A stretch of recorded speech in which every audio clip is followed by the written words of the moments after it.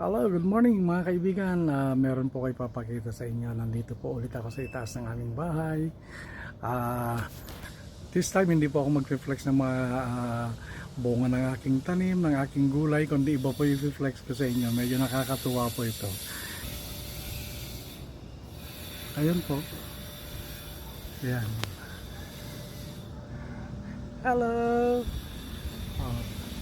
Meron po tayong inakay dito. Sa ilang taon ko na po napagkagarden dito, maraming pagkakataon po meron pong nangingitlog na ibon dito at marami na akong napipisang ibon. Ewan, napakatamad gumawa ng nest itong ganitong klase ng ibon, yung bato-bato. Maamo po sila. Hello!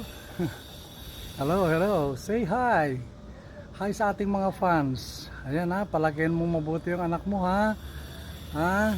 Pasa dito ho sa area na to, marami na pong ibon na napisa dito. Pero karaniwan po ganyan mga bato-bato ho. Tamad pong gumawa ng umok itong ganitong klase ng ibon eh. Ewan ko ba kahit umuulan o umaaraw, napakainit, ayan po siya. Hi! Say hi! Ayan o, yun yung nanay, yun yung inakay. Ayan, ayan. Tapos makita-kita ko na lang po, meron na naman sa kabila. Ganun po nangyayari dyan eh. Naku, kaya dami hong ibon dito. Hello! O yan. Ilan ba anak mo? Ay isa, dalawa. Nakatago yung isa. Pakita mo yan. O yan. Pakita mo. O yan na, okay na. O sige. Bye-bye!